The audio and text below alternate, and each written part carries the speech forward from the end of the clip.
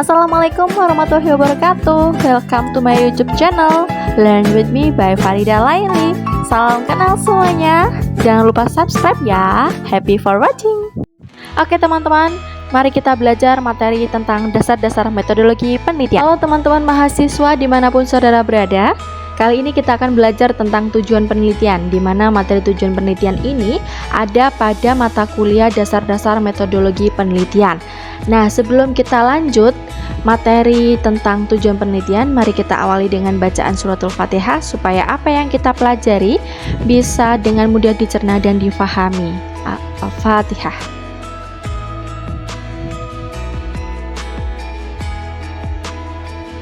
Baik, teman-teman, sesuai dengan capaian pembelajaran kita pada mata kuliah ini, teman-teman bisa membaca sendiri ya, dimana pada pertemuan ketiga ini teman-teman akan diberi materi, teman-teman outputnya akan belajar dan paham serta dapat menganalisis tujuan penelitian. Jadi teman-teman bisa mengetahui apa saja tujuan di dalam penelitian. Nah, di sini teman-teman akan belajar ada 5 hal tentang tujuan penelitian. Yang pertama adalah eksplorasi, yang kedua ada deskripsi, yang ketiga prediksi, eksplanasi, dan aksi. Nah, apa ya satu-satu eksplorasi, deskripsi, sampai aksi? Oke, kita pelajari yang pertama, eksplorasi.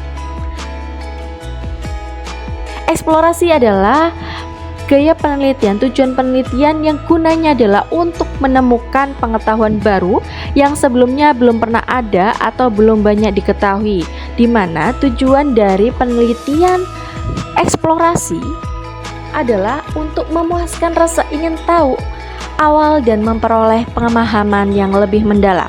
Yang kedua, menilai kelayakan dalam melakukan studi atau penelitian yang lebih mendalam di masa mendatang. Dan yang terakhir, mengembangkan metode yang akan digunakan dalam penelitian selanjutnya. Sehingga apa? Inti dari tujuan penelitian eksplorasi adalah untuk mengeksplor. Namanya mengeksplorasi, berarti untuk melihat sejauh mana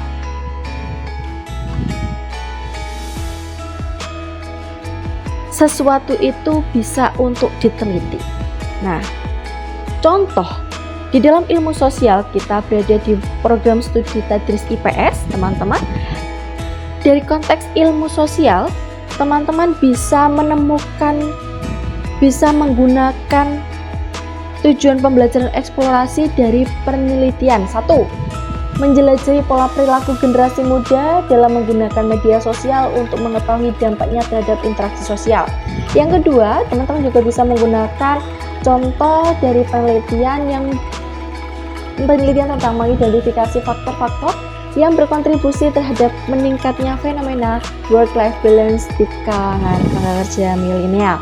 Nah, di pendidikan sendiri teman-teman bisa melihat atau bisa menggunakan eksplorasi tersebut pada hal-hal yang berupa menyelidiki metode pembelajaran inovatif yang dapat meningkatkan minat siswa dalam pembelajaran sains dan teknologi.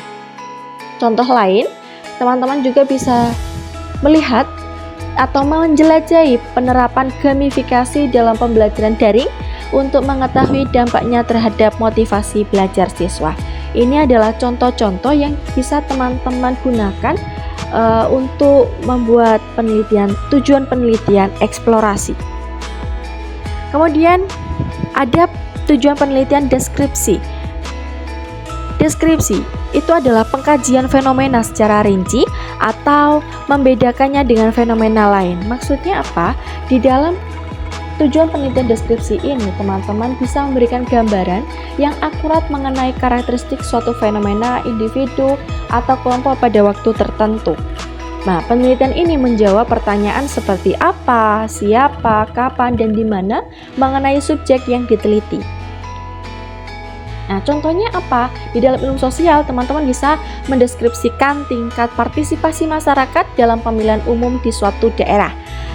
Kemudian bisa juga mengidentifikasi pola konsumsi berita di kalangan mahasiswa dan preferensi mereka terhadap sumber informasi.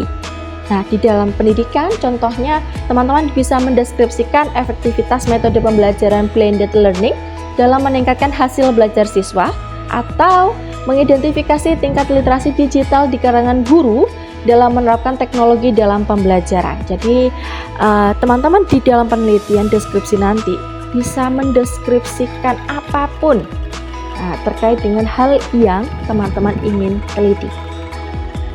Nah, kemudian tujuan penelitian prediksi.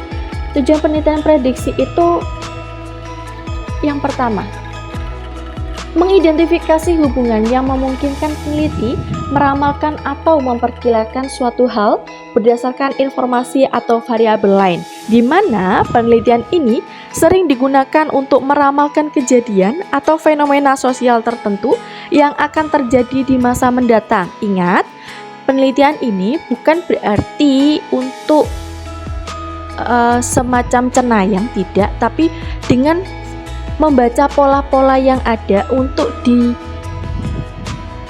dilihat kejadian apa yang mungkin akan terjadi. Contohnya apa? Memprediksi tingkat partisipasi pemilih dalam pemilu berdasarkan tren politik dan data pemilu sebelumnya di dalam ilmu sosial. Di dalam pendidikan, teman-teman bisa memberikan prediksi keberhasilan mahasiswa dalam menyelesaikan studi berdasarkan nilai akademik dan faktor psikososial. Begitu pula ketika teman-teman meramalkan efektivitas metode pembelajaran daring dalam meningkatkan hasil belajar siswa di masa yang akan datang.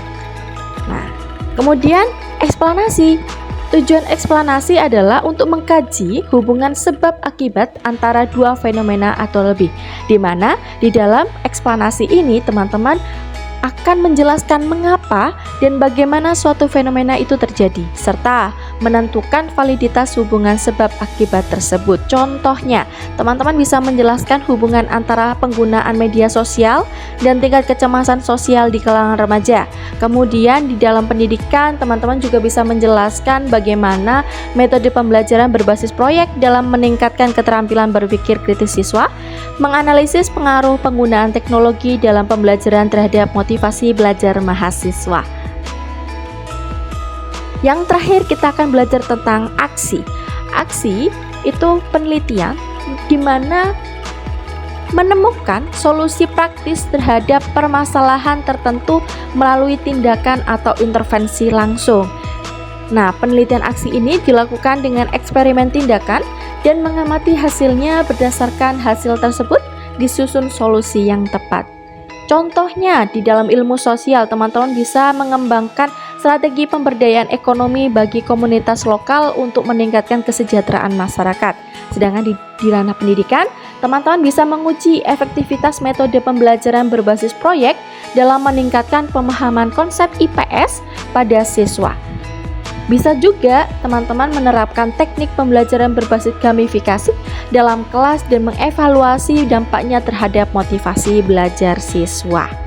Nah, intinya teman-teman, dari 5 tujuan ini teman-teman bisa menarik kata kunci ya. Seperti biasa, mata kuliah saya selalu ada kata kunci, dimana ketika explore, berarti namanya explore intinya adalah untuk menemukan penemuan pengetahuan yang baru yang sebelumnya belum pernah ada.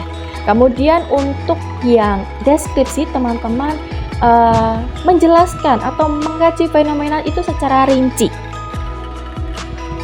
Dan namanya juga mengeksplor, berarti memberikan gambaran yang akurat dengan pertanyaan-pertanyaan seperti apa, siapa, kapan, dan di mana, atau dalam hal ini tidak terlepas dari 5W1H. Kemudian untuk prediksi, teman-teman dalam penelitian ini memperkirakan hal apa yang akan terjadi melalui informasi. Ingat, menjadi mahasiswa harus berdasarkan penelitiannya harus berdasarkan fakta dan data, sehingga itu akan bisa dipertanggungjawabkan secara akademik dan hasilnya nanti bisa digunakan secara halayak.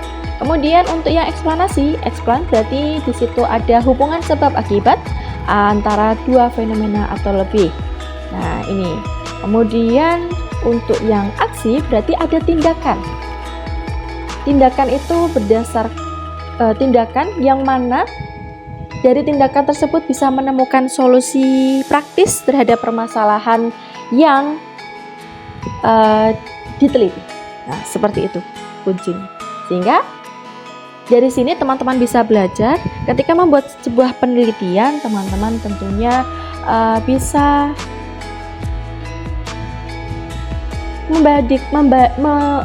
memilih dan memilah ketika teman-teman ingin meneliti menjelaskan fenomena, berarti teman-teman menggunakan deskripsi.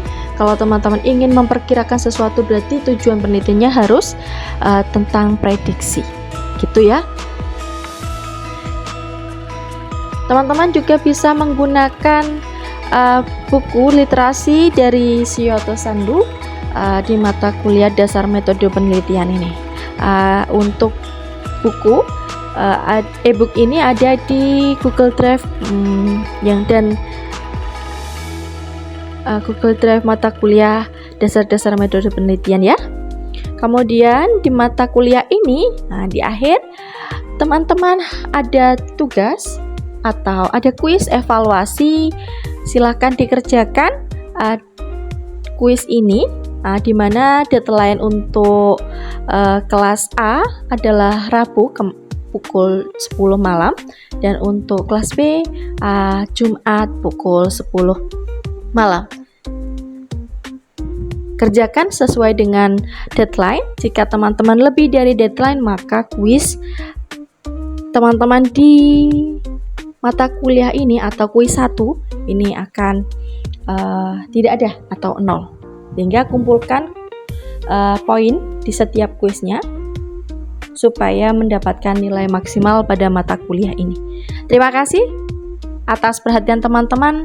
Semoga bermanfaat dan jangan lupa subscribe, like, dan komen channel YouTube Learn With Me by Farida Laili. Wassalamualaikum warahmatullahi wabarakatuh.